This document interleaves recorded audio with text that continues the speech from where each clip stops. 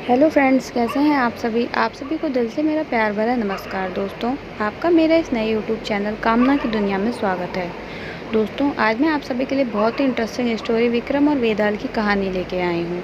तो आइए बिना समय को बर्बाद किए हुए हम अपनी कहानी को शुरू करते हैं। पेड़ पर उल्टे लटके बेताल को एक बार फिर अपने कंधे पर उठाकर राजा विक्रमादित्य ने शमशान की ओर चलना शुरू किया। तो बेताल ने एक नई कहानी शुरू कर दी।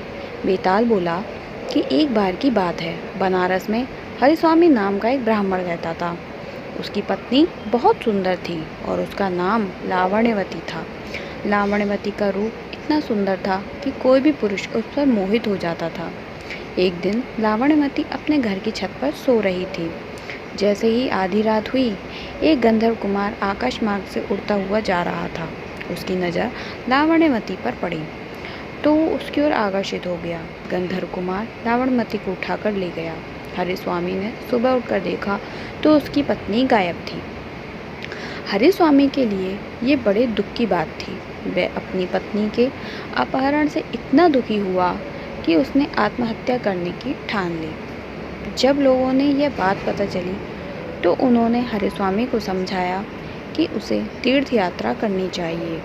तीर्थ यात्रा से सारे पाप कट जाएंगे और तुम्हारी पत्नी तुम्हें वापस मिल जाएगी।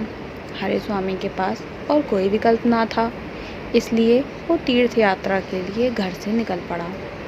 हरिस्वामी जब एक गांव से गुजर रहा था तो उसे भूख लगी। वह एक ब्राह्मण के घर पहुंचा।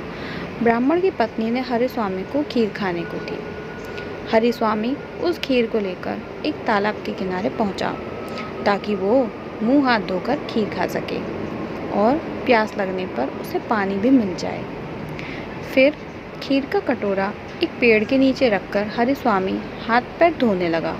तभी उस पेड़ पर एक बाज आकर बैठ गया। बाज के मुंह में सांप था और वो उसे खा रहा था। सांप का जहर हरिस्वामी की खीर में टपक गया। भूखा हरिस्वामी जल्दी जल्दी उस खीर को खा गया। उसे ये पता ही नहीं चला कि खीर में जहर है। जहर हरिस्वामी के शरीर में फैल गया और वो तड़पने लगा।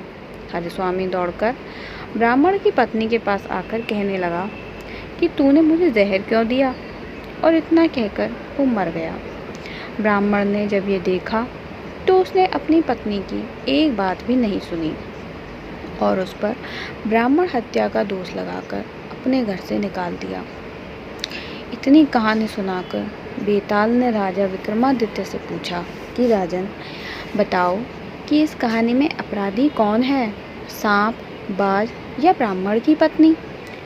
तो राजा ने उत्तर दिया कि इस कहानी में इन तीनों में से कोई भी अपराधी नहीं है, क्योंकि सांप अपने शत्रु यानी बाज के वश में था। वह कुछ कर ही नहीं सकता था और बाज ने जानबूझकर खीर में जहर नहीं मिलाया, बल्कि वो तो शांतिपूर्वक अपना खाना खा रहा था। ब्राह्मण की पत्नी ने अतिथि का सत्कार किया था, उसे भोजन दिया था। जो इन तीनों को दोषी कहेगा वो खुद ही दोषी माना जाएगा। इस कहानी में अगर कोई अपराधी है तो वो है ब्राह्मण, जिसने बिना विचार करे और सच्चाई को जाने बिना अपनी निर्दोष पत्नी को बेघर कर दिया। बेताल बोला, राजन, आपने इस बार भी बिल्कुल सही जवाब दिया है। इतना कहकर बेताल फिर से उड़कर पेड़ पर जा लटका। राजा विक्रमादित्य उसे पकड़ने के लिए उसके पीछे भागे। तो हमारी कहानी यहीं ख़त्म होती है तथा हमें इस कहानी से ये सीख मिलती है कि हमें बिना जांच पड़ताल किए कोई भी बड़ा निर्णय नहीं लेना चाहिए। तो दोस्तों, आपको मेरी कहानी कैसी लगी प्लीज़ कमेंट बॉक्स में ज़रूर बताइएगा। उम्मीद करती हूँ आपको मेरी कहानी पसंद ही आएगी। अगर पसंद आए तो कृपया इसे लाइक कर दें तथा प्लीज़ मेरे चैनल को सब्सक्राइब करें, जिससे जल्द से जल्द मेरी और नई नई कहानियाँ आप तक पहुँच सकें। तथा दोस्तों, इस कहानी को ज़्यादा से ज़्यादा लोगों में शेयर करें। ओके, धन्यवाद।